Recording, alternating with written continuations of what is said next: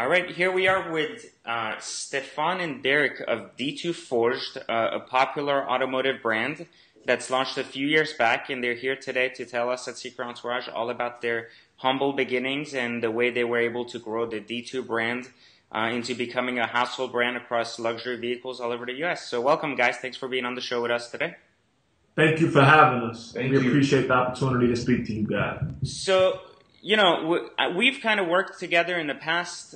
We've seen some of your products out there on luxury vehicles, exotic cars, and the D2 brand has grown significantly, I think, in the past year and a half.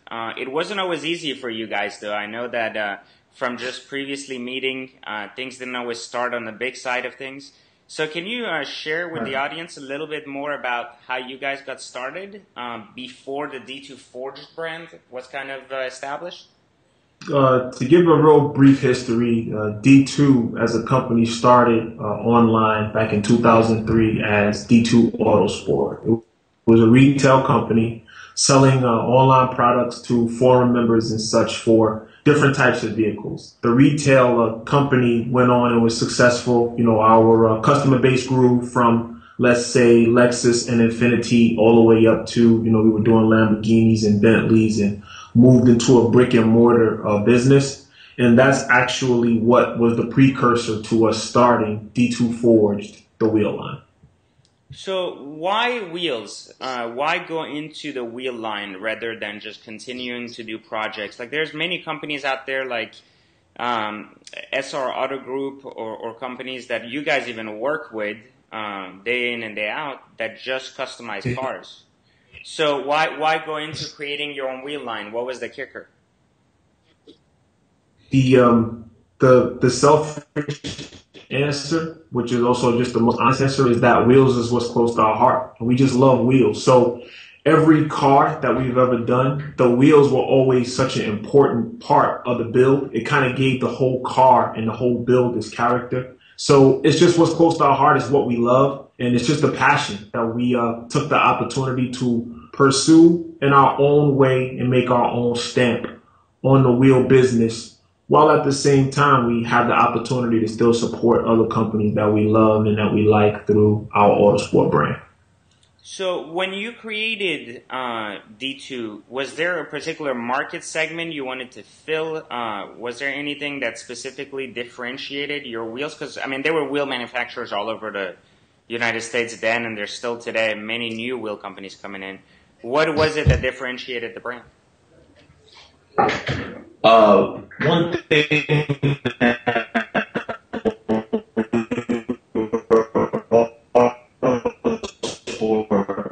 that we were known for was taking a product that was already existing and making it D2. So obviously, wheels was always the focal point for our builds. And the way that we made it different was with a lot of times the finishes that we chose and the fitments that we were doing. We would never use the company's, whatever their by-the-book fitment was, because at the time that wasn't really important. In 2005 and 2006, no one really cared how flush their wheel was to the fender. Those weren't even terminologies that were used. Staggered was a big new word at that time. So we always felt that if we can take someone else's brand and make it our own, it would be a great opportunity for us to have our own, so that when a picture surfaced, or if someone else seen it, or if they spoke about it, they would have to say that this is D2. These are D2s. It looks like this because it's D2. My short answer for that I just always tell people is I relate everything to like cooking, because there's a chef out there who was just so passionate about his craft that he can make the most simple dish, but when you taste it, it's the best tasting thing that you ever had. And what you're not tasting the ingredients that he used, you're tasting his expertise, his talent, and his passion. So this is the same way that I look at, you know, the wheel industry. You know, yes, there's 1,000 other companies that make a 5-spoke wheel, but at the same time, they don't have the level of expertise. They don't have the level of passion, and they're just not going to execute it in the same way that we're going to execute a wheel like our CV2, which is why, that wheel, just for an example, connects so well far and beyond any of our competition. So I like this. You just compared like kind of the chef analogy, which I think is a really important one. I mean, there's definitely 1,000 salmon dishes, but they all taste differently, right?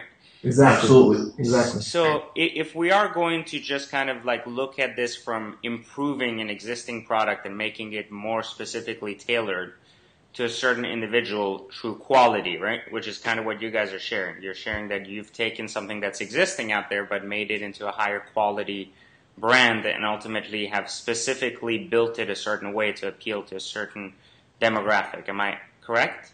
Correct. That's a good way to put it, sure. So when you think about your niche ultimately and having grown a niche, does that hurt or has that helped your business since you limit yourself ultimately to that niche only? Like someone who makes cast wheels, for example, could say that they're much more profitable in the sense that they're going to sell a lot of cast wheels, and it doesn't matter what, and it's cheap, and it's just going to go on 1,500 cars a month. That's not how your brand product is placed. So why choose to go for such a niche when you could go for a more profitable venue like a cast wheel, for example? Well, there's two reasons for it. And the first answer that I'll give you is, the answer from our expertise and our passion as car guys. So the first answer is that, we chose that niche is because it's the niche that we can dominate and be most successful at. We are not doing a job. I'm not coming to work every day. I'm coming to a place that I love to be in, and I'm something that I love doing. If I was, selling a commodity product, which is like, okay, here, I got some wheels, take them and go. There's no way that I would be as passionate. There's no way that I would enjoy what I do because when the car drove off, I wouldn't like it. So that's the first answer. We chose this niche is because it's what we're good at. It's what we're passionate about. And it's kind of what's made, not kind of, it's exactly what has made us successful in the field.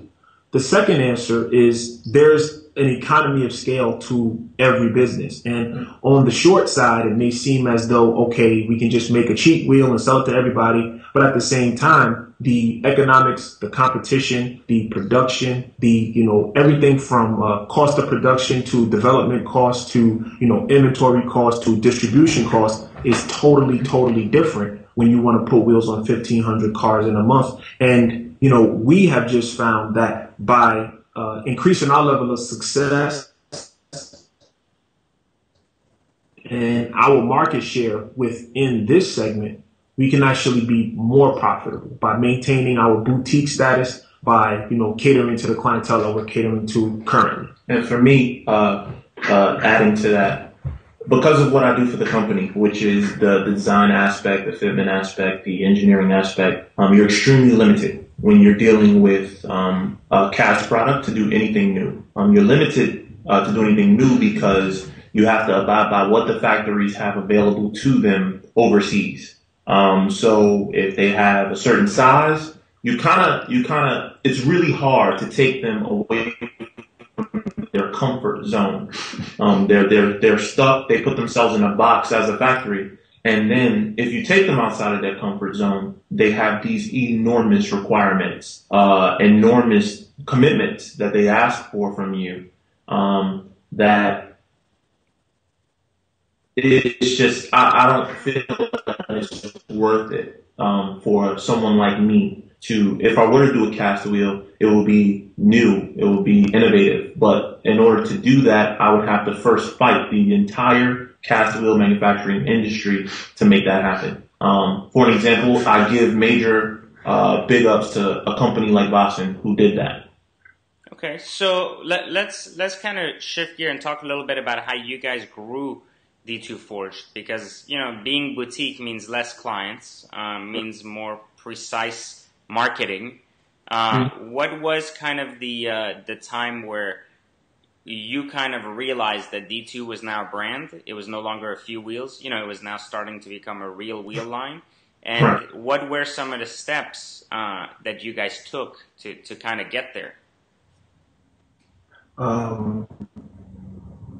For me, it was actually one car. There was a one vehicle that is not the vehicle that generated the most sales on a SKU basis, but it was the vehicle that like I sat back, in my chair and just really reflected.